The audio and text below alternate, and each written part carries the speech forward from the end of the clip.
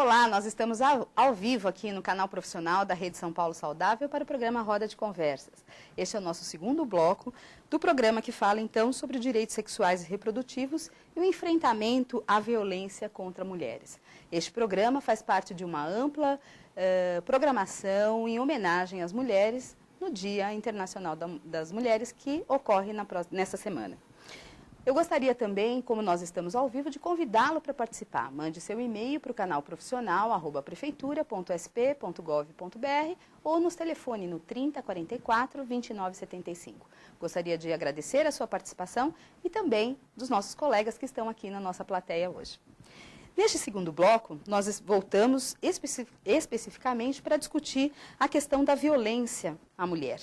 E para debater este tema, nós estamos aqui com a doutora Ana Flávia de Oliveira, que é docente da Faculdade de Medicina, do Departamento de Medicina da USP, e o doutor Cristião Fernando Rosas, que é chefe do Serviço de Atendimento à Vítima de Violência Sexual do Hospital Municipal Maternidade Vila Nova Cachoeirinha. Então, antes de mais nada, doutora Ana Flávia, doutor Cristião, super obrigada pela presença de vocês nesse programa da Roda de Conversa e debatendo um assunto tão importante que é a questão da violência à mulher. Então, antes da gente discutir toda essa questão, que é muito complexa, eu queria passar para vocês por uma saudação inicial. Então, boa tarde a todos, eu agradeço bastante o convite e acho muito importante e produtivo a gente estar podendo conversar aqui com os profissionais de saúde da rede sobre um tema tão delicado. Bem, muito boa tarde a todas e todos. Inicialmente eu quero agradecer a gentileza desse convite. Mais do que um prazer, é uma honra estar aqui diante de uma plateia tão bonita para discutir um tema que é tão doloroso para as mulheres, né? Que é a violência sexual. Eu espero que depois do programa a gente possa ter minimamente esclarecido as usuárias e os profissionais de saúde sobre esse tema. Então, doutor Cristião e doutora Ana Flávia, como eu disse no primeiro bloco, este é um programa disparador de um amplo processo de educação permanente que nós vamos viver durante esse ano e no próximo aqui na Secretaria Municipal da Saúde. Especialmente, nós estamos começando com a Coordenadoria Regional de Saúde Sudeste. E eu gostaria muito de agradecer aqui no programa a doutora Karina, que é a coordenadora da Regional Sudeste, que infelizmente não pôde estar aqui porque foi chamada para uma outra reunião no gabinete da secretaria, mas que é um assunto muito caro a ela e que, com certeza, ela vai nos ajudar muito neste primeiro processo, que é esse processo amplo de educação permanente que nós vamos viver na região Sudeste. E assim, eu conto com vocês em outras oportunidades para estar conosco, colaborando com essa discussão, esse debate nas nossas unidades, para as nossas unidades e para os nossos profissionais, e assim, melhorando para essa mulher que muitas vezes é vítima, como você mesmo colocou, né, doutor Cristião, e é tão difícil tratar dessas questões. Então, vamos logo para as nossas perguntas, né? Então, Ana, primeira questão, como é que o profissional que está lá na ponta, está numa unidade básica de saúde, ele consegue ou ele pode identificar sinais de violência à mulher? Então, essa questão, ela é uma questão de um tema muito caro à identificação da violência, que é a visibilidade nos serviços. E eu podia responder de uma forma simples, dizendo assim, como é que faz para perguntar? Uhum. Mas existem perguntas padronizadas possíveis de fazer. Mas eu acho que antes disso a gente precisa entender por que ao mesmo tempo, a violência está no serviço e ela é tão invisível, né? Porque, na verdade, as mulheres já falam de violência dentro dos serviços, os profissionais já escutam. O que acontece é que os profissionais não imaginam que seja o seu trabalho perguntar sobre isso e, quando falado, eles não imaginam que seja o seu trabalho tomar como uma questão da saúde, né? Ainda é bastante recente a violência como uma questão de saúde, tem 20 anos, 30 anos, e os profissionais ainda estão aprendendo o que fazer em relação a isso. Então, eu te diria, para o profissional dar visibilidade para isso dentro do serviço, primeiro ele tem que saber o que fazer, ele tem que compreender a relação da violência com questões de saúde mental, com questões de saúde reprodutiva. O serviço não pode ser violento ele mesmo, né? Porque um serviço acolhedor fará com que as mulheres se sintam à vontade para comentar que a depressão, que o aborto, que, enfim, os problemas, as queixas vagas que ela sente, talvez tenham a ver com uma situação de conflito em casa. E os serviços também precisam promover a igualdade de gênero e discutir o que foi discutido, né, na mesa anterior, que são as desigualdades de gênero lá dentro, para que possa ser um serviço promotor de igualdade, de direitos, e não, infelizmente, né, como às vezes a gente se vê inadvertidamente, reproduzindo desigualdades e violências sem querer.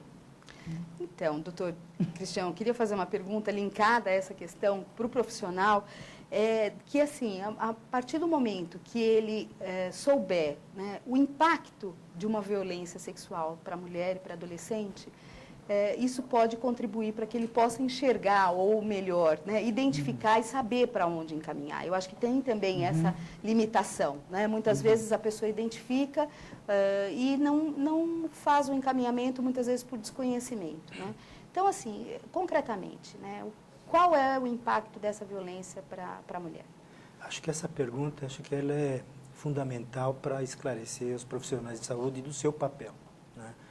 Em primeiro lugar, a violência ela tem uma magnitude imensa. O que a gente consegue detectar em boletins de ocorrência ou notificações de saúde é a pontinha do iceberg, né? Que está acima da água. Pesquisas, estudos de campo detectam até um ponto esta violência, mas existe uma violência que nem os próprios institutos de pesquisa conseguem captar, né, em razão da própria cultura daquela sociedade, daquela região, em que a mulher nem se percebe estar sendo violentada ou agredida ou praticando, de repente, falando em violência sexual, o sexo sem o consentimento, né? Mas os estudos mundiais apontam que nós temos mais de 12 milhões de crimes sexuais no mundo por ano, né? E o nosso país é um país muito violento contra as mulheres. O último anuário de Segurança Nacional, 2014, apontou 51 mil boletins de ocorrência realizados por mulheres vítimas de estupro em delegacias distribuídas em todo o Brasil, né? Um aumento de 23% em relação ao ano anterior, o que é bastante preocupante. Isso dá 26 estupros para cada 100 mil habitantes. Para você ter uma ideia, os Países Baixos, entre 4 e 5 violências sexuais para cada 100 mil habitantes, né? Em São Paulo, houve um aumento de 30% das denúncias em boletim de ocorrência, mostrando que é um grave problema, né? E a gente sabe que isso é a ponta do iceberg. Muitas mulheres são submetidas à violência, inclusive crônica, não denunciam, e algumas até aparecem só nos hospitais, nos serviços de saúde, diante da segunda violência, quando elas estão grávidas de um estupro, ou uma menina que aparece grávida e se percebe que estava sendo abusada por meses, muitas vezes por anos, né? As notificações de saúde que os profissionais são obrigados a fazer depois de um atendimento, infelizmente, é muito subnotificado. Foram 13 mil notificações ao sistema CIVA na cidade, no Brasil inteiro. Na cidade de São Paulo, ao redor de 1.400 notificações. A gente sabe que isso é muito pouco, né? E existe um mito dos profissionais de saúde de que ele fazendo a notificação, ele estaria se colocando numa denúncia, num processo jurídico. É como uma se comprometendo com aquele caso, né? Isso é uma notificação de saúde pública, epidemiológica, né? Tem uma função de dados estatísticos e de estudo, inclusive da segurança pública, para identificar em determinadas regiões onde existe maior prevalência desse tipo de crime, para que medidas preventivas, protetivas possam ser tomadas, né? Você tocou no assunto fundamental, que é a questão da prevenção, né? E também na questão do acolhimento. Como é, doutora Sônia, qual é a sua sugestão com relação a essa questão das nossas unidades, né? Como fazer o acolhimento, como fazer, na verdade, ter um programa de prevenção à vítima de violências? Então, são duas coisas, né? A prevenção, a violência, que as violências contra as mulheres são de vários tipos, né? Então pode ser doméstica, sexual, pode ser assédio no trabalho, assédio sexual, assédio moral, pode ser violências, enfim, que tenham a ver com a sexualidade, né? Contra a mulher lésbica. E a gente precisa, por um lado, prevenir e, por outro lado, assistir as vítimas. As mulheres que sofreram algum episódio de violência na vida, numa rede básica de saúde, são, aqui em São Paulo, segundo o dado de pesquisa nossa, mais ou menos metade. De 40% a 50% das usuárias dos serviços de saúde já sofreram algum episódio de violência física ou sexual. Então, a gente precisa escutar essas mulheres e entender que isso está ligado a questões de saúde mental, a questões de saúde reprodutiva e a questões de uso constante e frequente do serviço, que deixa os profissionais muito desanimados, porque são as famosas poliqueixosas, que estão trazendo demandas geralmente ligadas à violência por parceiro íntimo, né, crônica e reiterada, ou por um outro familiar. Então, é preciso escutar essas mulheres, é preciso acreditar no que elas dizem, é preciso não julgar, não perguntar o que foi que ela fez para aquilo acontecer, né? É preciso não tratar as mulheres como vítimas indefesas, porque as mulheres são sujeitos, são agentes da sua vida, mas muitas vezes elas desconhecem os direitos, desconhecem que aquilo é uma violência, que a lei as protege, às vezes elas desconhecem o que elas podem conseguir numa delegacia, num centro de referência. Então, eu acho que o serviço se conectar na rede intersetorial, que trabalha essa questão, e o serviço internamente treinar todos os profissionais, não apenas um assistente social ou um psicólogo, os médicos, as enfermeiras, os agentes comunitários de saúde, o pessoal da recepção, o pessoal da segurança, os administrativos, todo mundo ter uma formação mínima em gênero e em violência, porque isso é um problema de saúde. E se a gente não trabalha a violência fazendo um primeiro acolhimento, que é o que o protocolo da OMS recomenda, um primeiro acolhimento com esses elementos que eu falei, escuta, acreditar, não vitimizar, não julgar. E a partir do que a mulher quer, referi-la numa rede intersetorial, porque nem todas as mulheres querem ir na delegacia, nem todas as mulheres querem ir para um psicólogo, cada mulher vai querer um determinado plano, né, de trabalho para ela mesma, para suplantar a violência. E a consciência de que isso é, além de um crime, uma violação da ética das relações interpessoais e deve ser combatido e não é aceitável na nossa sociedade, mas sem vitimizar ou culpabilizar a mulher, né? Agora, doutor Cristiano, o senhor atua no Hospital Cachoeirinha, né? E trabalha com uma rede de profissionais lá dentro, um hospital-escola, né? Nosso hospital-escola. Enfim, como é que o senhor vê essa questão da atuação do profissional da saúde, contribuindo, na verdade, como a doutora Ana Flávia acaba de colocar, né? Não só com a questão da notificação, mas com a questão da escuta, do não julgar, né? Desses pontos que a doutora Ana Flávia acaba de colocar.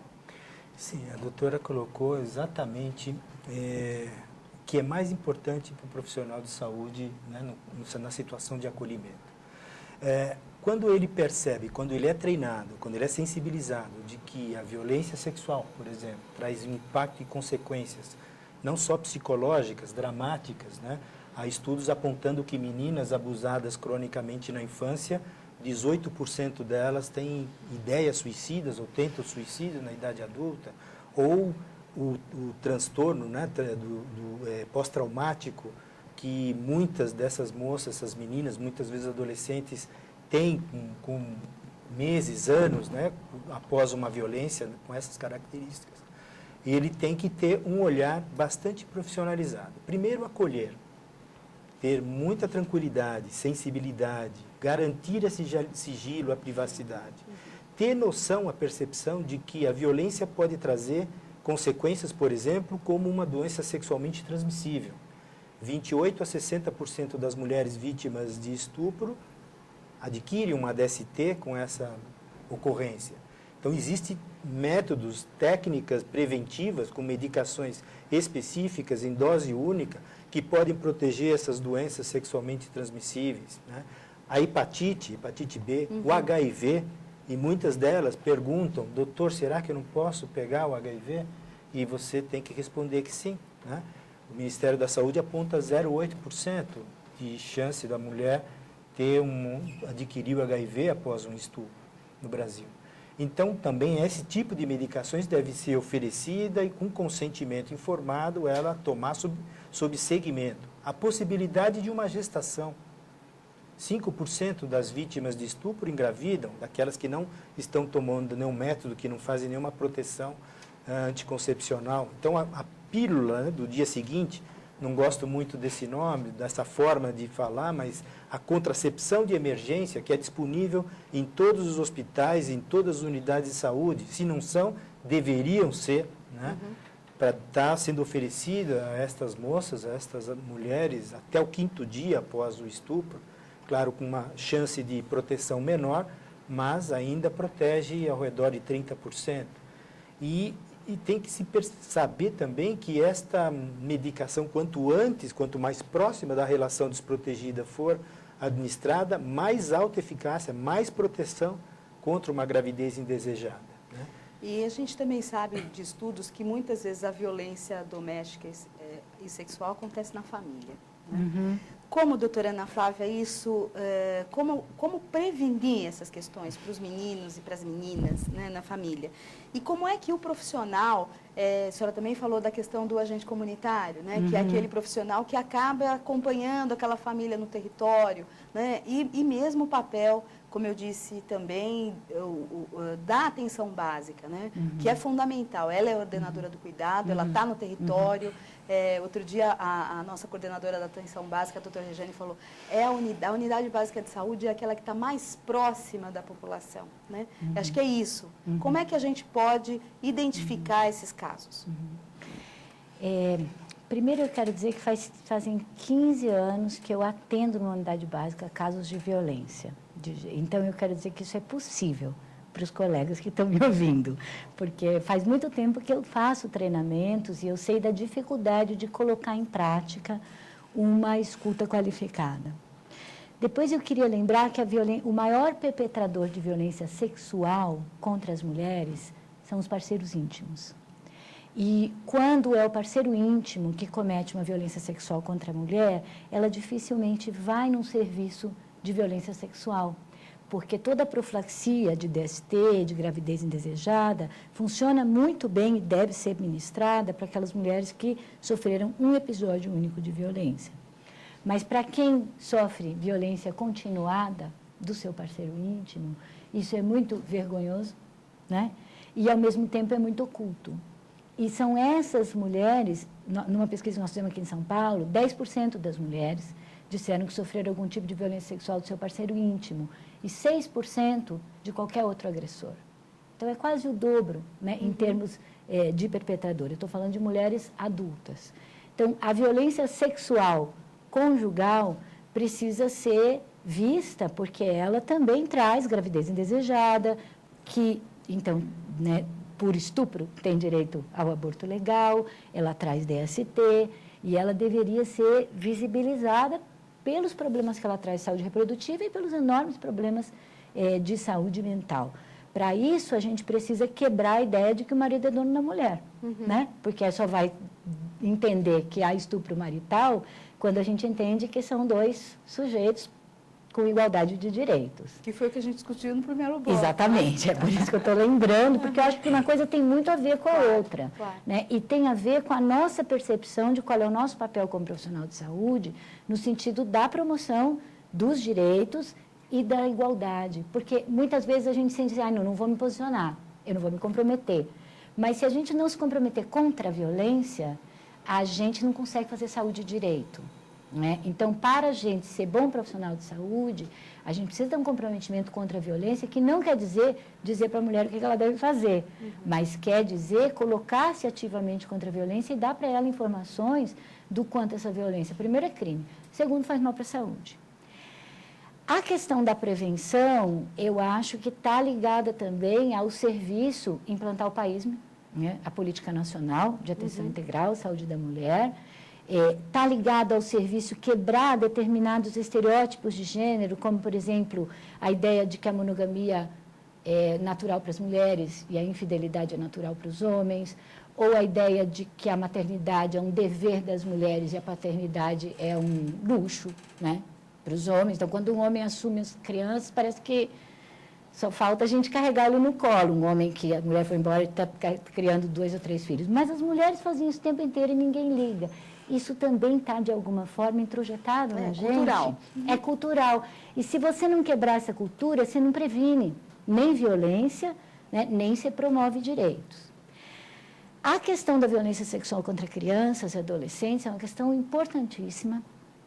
Na nossa pesquisa populacional também, a gente obteve 11% das mulheres aqui da cidade de São Paulo dizendo que alguém tocou nela sexualmente de um jeito que ela não queria antes dos 15 anos.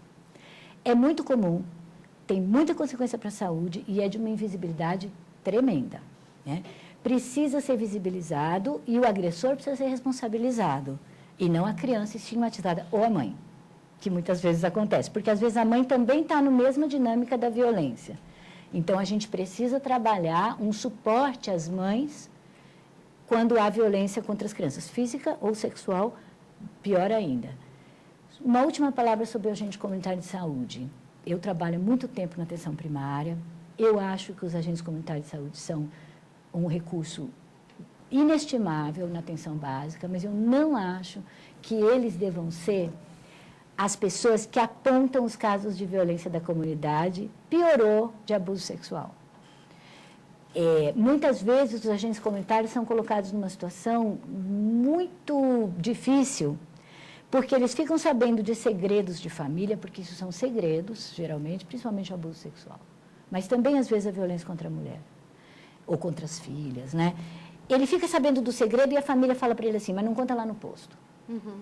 Aí ele fica entre a lealdade com a equipe e a lealdade com a família, numa situação muito difícil. Os agentes comunitários têm muito problema de saúde, muito burnout, e eles precisam ser protegidos. A minha sugestão para os agentes comunitários é que devolvam para as famílias, que se eles não puderem contar para os profissionais da equipe, eles não vão poder ajudar. Então, que eles deem a dica para as famílias de quem é o profissional aberto, bacana, respeitador na unidade, que vai poder ouvir aquilo sem vazar informação, porque esse tipo de informação, mesmo quando é suspeita, dependendo da comunidade que você está, isso termina em crime, né? Essa pessoa pode ser morta, sem ser julgada, e a gente está falando de justiça e de direitos humanos, né? Então a gente quer que as pessoas sejam responsabilizadas dentro da lei. E isso tem que ser investigado, né? Mas são crimes, e são crimes gravíssimos, e são crimes cuja prescrição só começa a valer a partir da maioridade da pessoa. Então, mesmo para quem está ouvindo, porque isso é muito comum, se isso aconteceu com a pessoa, a prescrição só começa a contar a partir dos 18 anos. Então, ela ainda tem, mesmo depois de adulta, ela ainda pode responsabilizar. Porque, geralmente, quem abusa-se mais de meninas do que de meninos sexualmente, e os abusos são seriados. Então, os abusadores tendem a abusar de mais de uma criança, mais de uma menina ou, às vezes, meninos. Então, você toca aí em várias questões, né? Enfim, para a gente discutir e debater. É claro que, mais uma vez, né, a atenção básica ela tem um papel estruturante na comunidade e é ela que vai, na verdade, trazer o resgate, na verdade, da prevenção, né? E sair da questão da queixa-conduta e a gente passar, de fato, a trabalhar a questão da saúde integral, né? Então, acho que tem uma questão importante, mesmo porque no município de São Paulo, nós temos hoje 451 unidades básicas e dessas nem todas nós temos estratégia de saúde da família. Nós temos cerca de 170 unidades que não têm estratégia de saúde da família. Então, aquela unidade básica, ela também tem que pensar e tem que ter esse olhar cuidadoso para essas questões, né? E os dados que vocês trazem são dados relevantes que a gente tem que discutir e debater com cada unidade, identificando. E é isso que você falou, né? Tem que ter uma sensibilidade, tem que ter um olhar diferenciado para como tratar essas questões.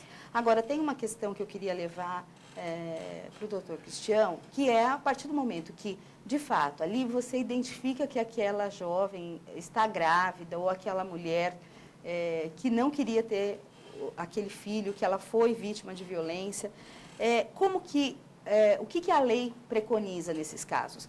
E mais ainda, quais os serviços que hoje nós temos na rede, né, que podem nos ajudar? Acho que nós tivemos uma pergunta, né, no primeiro bloco, dizendo justamente isso. Como que os hospitais, enfim, como é que a nossa rede está sensibilizada, ou não está, ou nós temos que ter esse olhar cada vez mais para essas questões?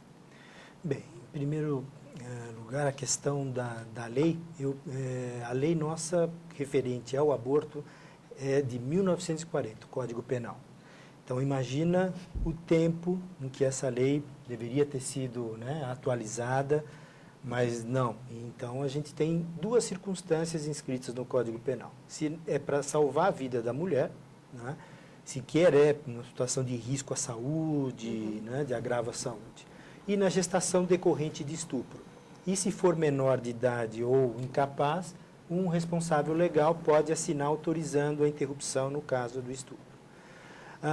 Mais recentemente, em 2012, o Supremo Tribunal Federal, discutindo um dispositivo constitucional, autorizou, reconheceu a situação da anencefalia como também uma situação permissiva, embora não esteja na lei, mas ela é garantida constitucionalmente e muitos serviços passaram a fazer interrupções, antecipações terapêuticas do parto na anencefalia.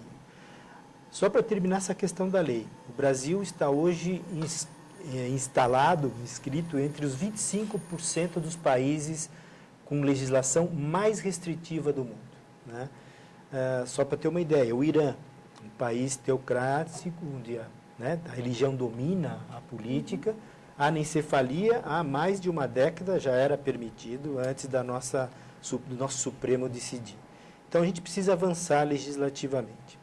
Mas no aspecto do atendimento, no caso de salvar a vida da mulher, numa situação que ela tem uma patologia grave, que pode levá-la de maneira muito importante a uma morte materna durante a gestação, essa é uma situação que a maioria dos serviços, eu acho que até são bastante sensibilizados, né? E aceitam o pedido da mulher, o consentimento da mulher e procedem à antecipação terapêutica do parto diariamente nos hospitais brasileiros. Embora eu acho que não na mesma velocidade e na mesma dimensão que deveria ser, porque muitas mortes maternas de cardiopatias e hipertensões pulmonares, etc., poderiam ter sido antecipadas no começo da gravidez e não são. E são causas ainda importantes de mortes maternas no Brasil, né?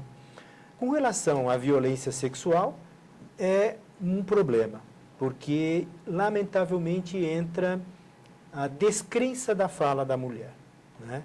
E aí ela traz a história e alguns serviços não dão credibilidade à fala da mulher e não aceitam, né, proceder aos passos necessários para a interrupção da gravidez. No nosso hospital e alguns hospitais da Cachoeirinha, da prefeitura,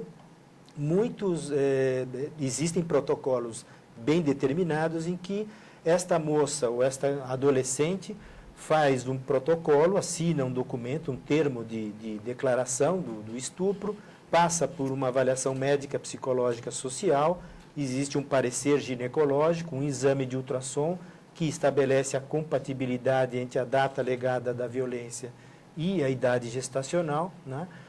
E aí uma reunião interna entre os profissionais que atenderam essa paciente, esta mulher, e se autoriza a interrupção da gravidez.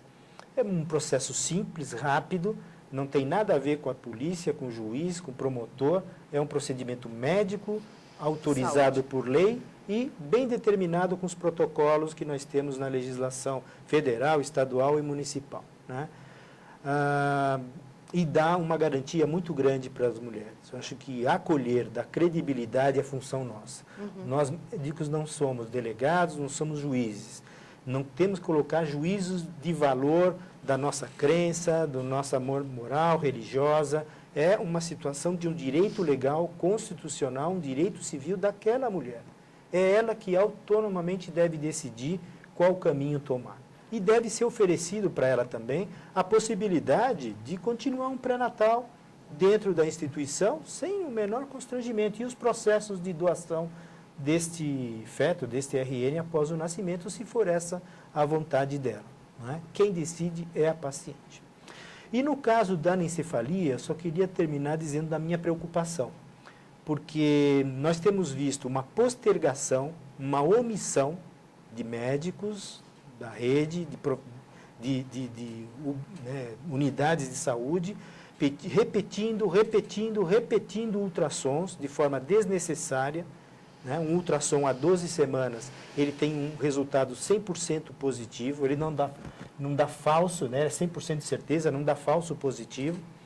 para fazer a certeza do diagnóstico. E mais que isso, encaminham essa moça, muitas vezes o diagnóstico é feito com 13, 14 semanas na UBS e encaminham com 28, 27, quando o procedimento da interrupção da gravidez, tecnicamente, é bastante mais dificultoso, né, e arriscado. Mas, mesmo assim, né, na situação de anencefalia, a antecipação terapêutica traz menos riscos do que deixar a gestação evoluir por conta das complicações desta patologia. Polidrâmino, doença hipertensiva da gravidez, situações viciosas do feto, partos traumáticos, hemorragias puerperais, etc. Por esta condição, esta informação é um dever ético dos profissionais de saúde, de todos os médicos que atendem uma moça, uma mulher com anencefalia, para que ela possa ter um tempo tranquilo e tomar uma decisão no momento ainda oportuno, com menos riscos para ela, né? Bom, eu queria perguntar para a nossa plateia que está aqui, se temos perguntas, se alguém gostaria de fazer alguma pergunta. Então, nós temos uma aqui. Boa tarde, eu sou Maria Lúcia, da Secretaria de Política para as Mulheres. Eu queria perguntar para o doutor Cristiano por que os médicos alegam sempre objeção de consciência para não integrar o serviço de aborto legal. O que as entidades médicas poderiam fazer para solucionar essa falta, digamos assim, essa certa ignorância, né, dos médicos para alegar esse tipo de algo que é legal? Mais alguma pergunta da plateia? Pode estar vindo, aí a gente vai responder em bloco. Pode ser, doutor Cristiano e Ana Flávia? Vai na mesma linha da questão anterior. Meu nome é Márcia, eu sou da Coordenadoria Sudeste do RH Desenvolvimento. Há muito tempo eu me interesso por esse assunto, até por quanto eu tenho uma dissertação de mestrado que toca justamente nessa questão, que é o aborto. Né? Recentemente, nós vimos no ABC uma conduta de um médico que atendeu uma parturiente, sim, né?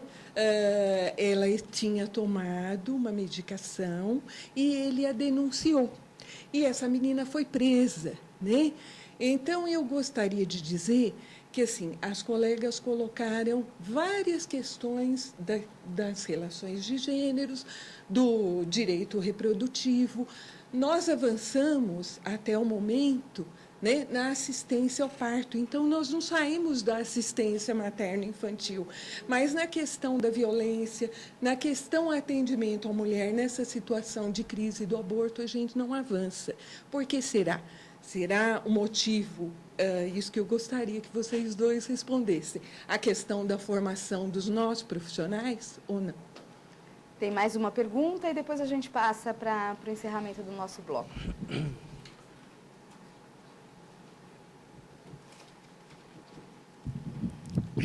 Olá, eu sou Elisa, assistente social da Coordenadoria Sudeste, e a minha questão é em relação às notificações de violência, né? Como foi falado, nós temos um número muito baixo ainda de notificações de violência contra a mulher.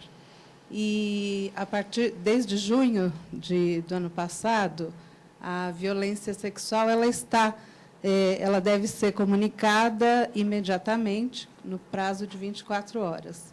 Se nós temos só 1.300 casos notificados, então, estamos muito longe dessa condição de notificação imediata das situações de violência.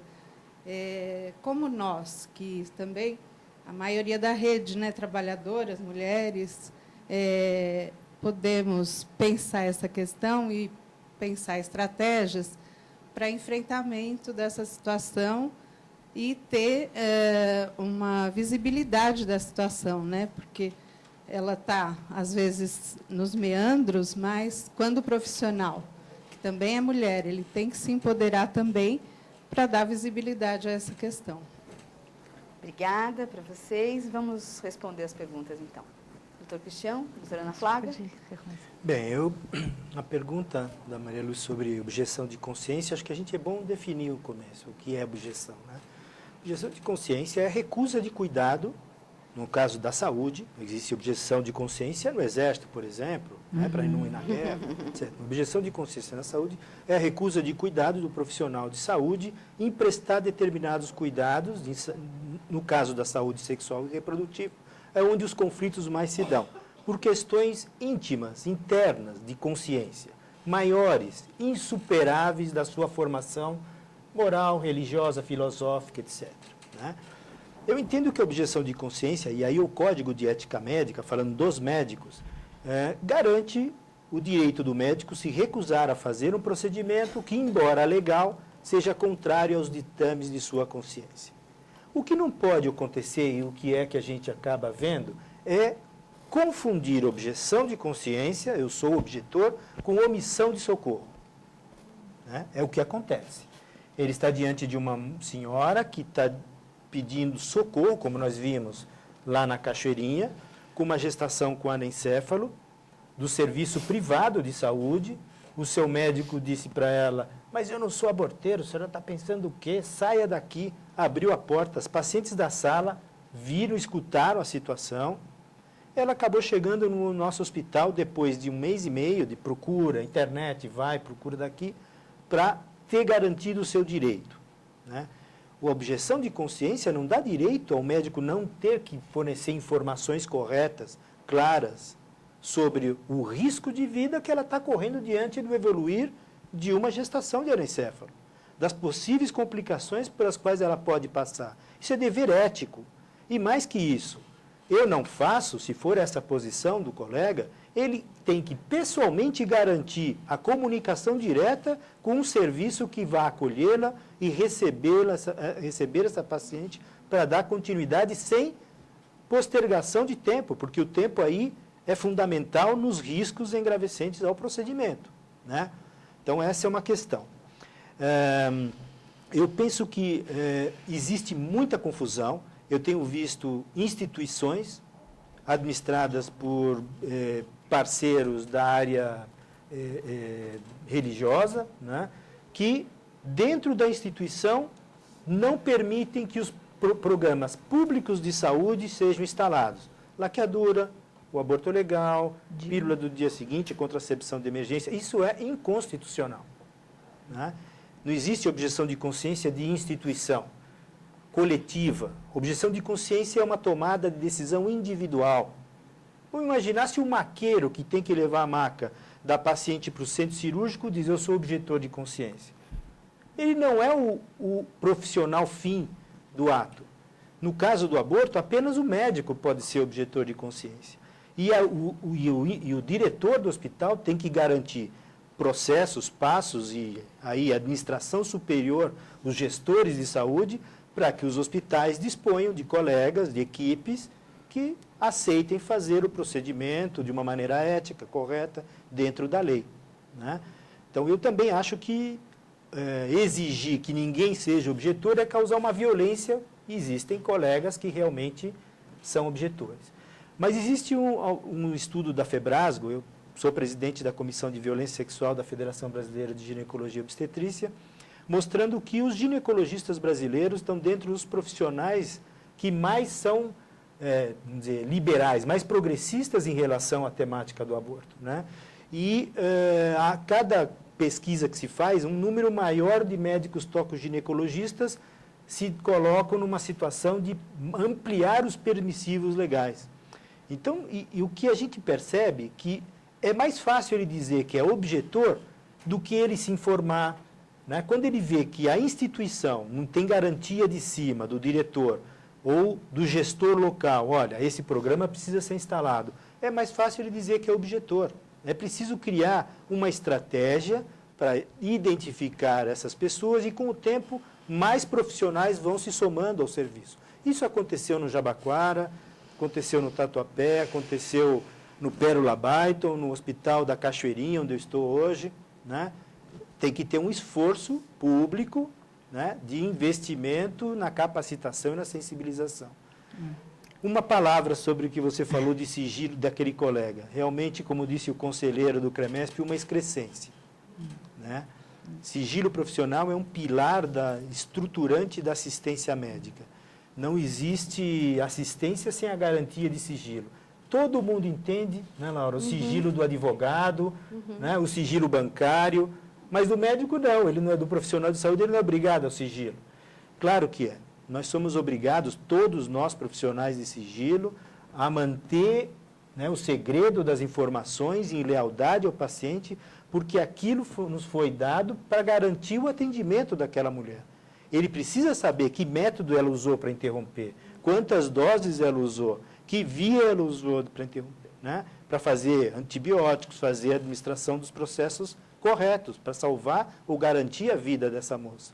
Então, em situação nenhuma em que você vai colocar o seu paciente num processo criminal, o médico está proibido, ou qualquer profissional de saúde está proibido. Existem só 3 circunstâncias que você pode quebrar o sigilo.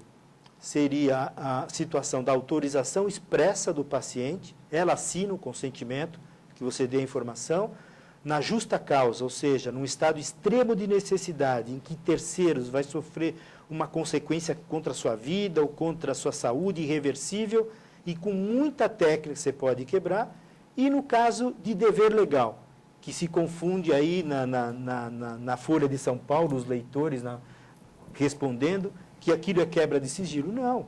Notificação de doença compulsória, toxicomanias, não é quebra de sigilo. Isso está garantido pelo sistema sanitário de vigilância.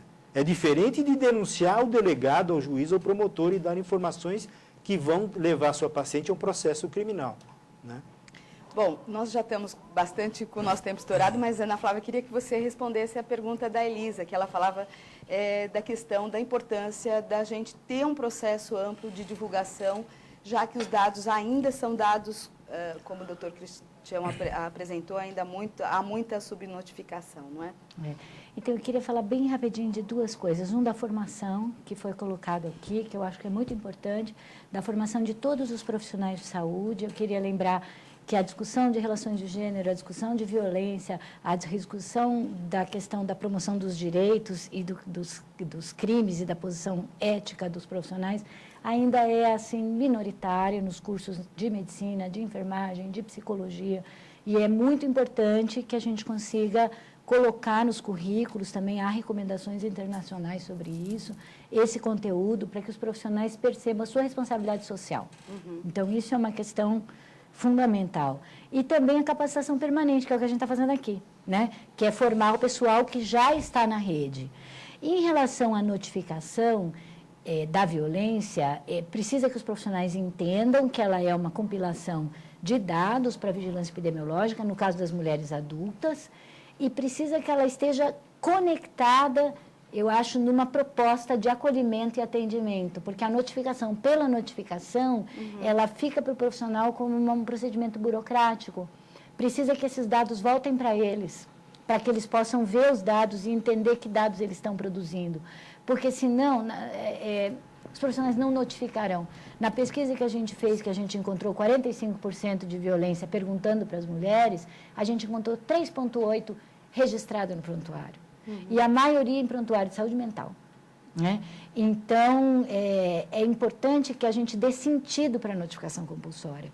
E aí ela vai começar a aparecer mais, porque ela é o fim de um processo em que a violência é tomada como uma questão importante para a saúde. E que, se você não trabalhar a violência, você não consegue cuidar da depressão ou da queixa vaga. É isso que a gente precisa entender desde a formação na graduação até a formação em serviço. Bom, doutora Ana Flávia, doutor Cristiano, super obrigada por estar aqui conosco, a disponibilidade de tempo de vocês de estar aqui, não só falando para essa plateia aqui, mas também para a nossa rede, que está nos assistindo, mandando perguntas. E, como eu disse, nós estamos num amplo processo, iniciando esse processo de educação permanente, e a gente vai, com certeza, gostaríamos de contar com a participação de vocês durante todo esse período que nós vamos realizar esse processo. Tá, ok? ótimo. Super obrigada. Obrigada a vocês. Por Estamos à favor, vocês disposição. permaneçam aqui para o nosso terceiro bloco. Com certeza. Obrigada.